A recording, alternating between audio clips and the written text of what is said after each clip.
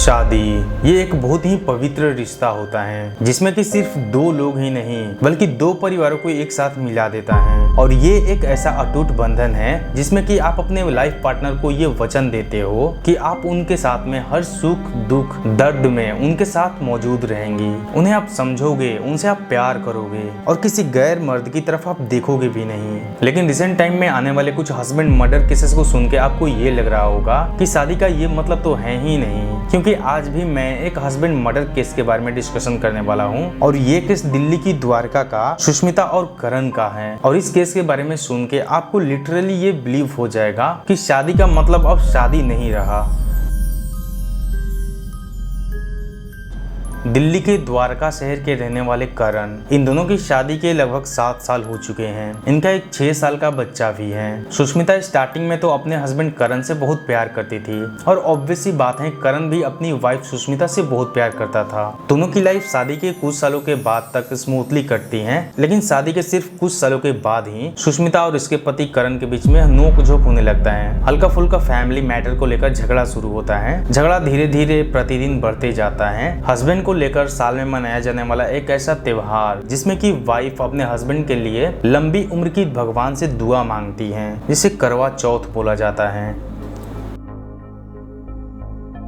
अक्टूबर 2024 में करवा चौथ का व्रत करती हैं सुष्मिता, वो भी अपने हस्बैंड करण के लिए। लेकिन उस फेस्टिवल के दिन भी मिसअंडरस्टैंडिंग की वजह से सुष्मिता और करण के बीच में झगड़ा हो जाता है, जिससे कि करण ने गुस्से में अपनी वाइफ सुष्मिता को एक थप्पड़ मार देता है। लेकिन ये थप्पड़ सुष्मिता के लिए छोटी मोटी बात नहीं थी और वो करण से हमेशा लड़ती रहती थी। हस्बैंड और वाइफ में इतना झगड़ा हो जाता है कि वाइफ सुष्मिता अपने पति करण से बिल्कुल ही नफरत करने लगती है। वो अपने हस्बैंड से पीछा छुड़ाना चाहती थी। जब सुष्मिता अपने हस्बैंड से नफरत करने लगती हैं, तो जो करण थे, इनका एक कजन ब्रदर था जिसका नाम राहुल था। सुष्मिता राहुल के साथ में अफेयर में आ जाती हैं और सुष्मिता और इसका देवर राहुल, ये दोनों ही एक दूसरे से बहुत ही बेपनाह मोहब्बत करने लगते हैं। एटलीस्ट सुष्मिता ये प्लान भी करती हैं कि मैं अपने हस्बैंड करण को जान से मार दूंगी और मैं देवर राहुल के साथ में रहूंगी और अपने पूरे जमीन जायदाद और पैसे प्रॉपर्टी को भी अपने देवर राहुल के साथ में मिलके ऐश करूंगी और यूज करूंगी। सुष्मिता का कुछ ये प्लानिंग था और इस प्लानिंग में इसका देवर राहुल भी सपोर्ट करता है। अब सुष्मिता और इसका देवर राहुल ये दोनों ही मिलके ये प्लानिंग करते हैं कि करण को कैसे जान से मारा जाए, इसको रास्ते से कैसे साइड में किया जाए। तो राहुल अपनी भाभी सुष्मिता को ये प्लान बताता है कि तुम सबसे पहले भैया को स्लीपिंग पिल की बहुत सारी टैबलेट्स खिला दो जिससे कि वो बेहोश हो जाएंगे और उसके बाद हम उसे जान से मार देंगे।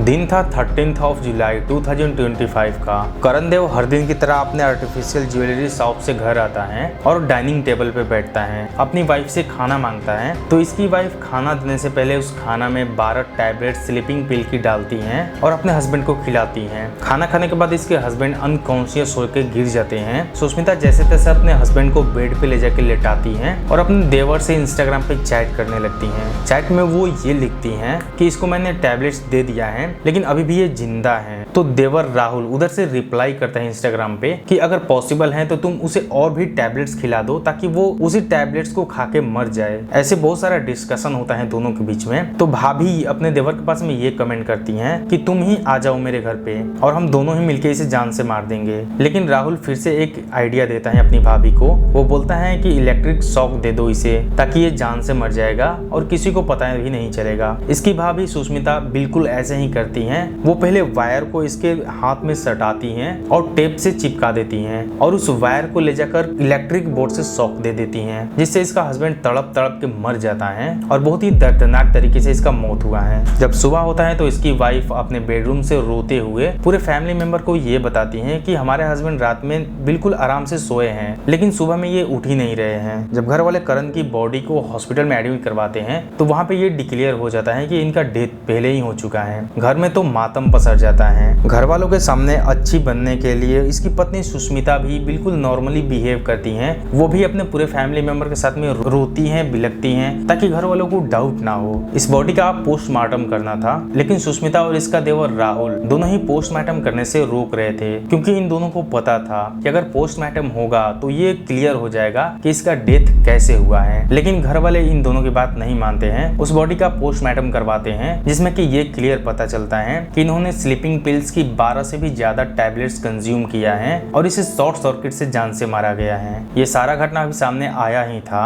तभी जो देवर राहुल था वो अपने कजन ब्रदर यानी कि जो हस्बैंड करण था उसके सगा भाई कुणाल को अपना फोन देता है। कुछ नॉर्मली काम था, तभी जो कुणाल था उसको राहुल के ऊपर में डाउट था, इसलिए कुणाल राहुल के फोन को चेक करता है, जिसमें कि वही इंस्टाग्राम चैट दिखता है जिसमें कि वो भाभी से डिस्कशन किया हुआ था कि कैसे करण को जान से मारना है। कुणाल जैसे ही उस चैट को देखता है वो अपने फोन में रिकॉर्ड कर लेता है उस पूरे चैट को और पुलिस वालों को हवाले कर देता है। पुलिस वालों को जैसे ही एविडेंस मिला वो सुष्मिता और राहुल को अरेस्ट कर लेते हैं। इन दोनों को ही अरेस्ट कर लिया गया है और दोनों के ऊपर ही एक्शन लिया जाएगा। करण एंड सुष्मिता का केस वैसे यहीं पे खत्म होता है। वैसे इसकी जो वाइफ थी सुष्मिता, इसको अपने हस्बैंड को नहीं मारना चाहिए था, ऐसा बिल्कुल भी नहीं होना चाहिए क्योंकि किसी भी प्रॉब्लम का सॉल्यूशन निकल सकता है। लेकिन इसकी वाइफ ने ये नहीं सोचा कि अब इसको पूरा उम्र जेल में ही बिताना पड़ेगा। इन दोनों के ऊपर पुलिस वाले सख्त से सख्त सजा देंगे। वैसे ये केस यहीं पे खत्म होता है।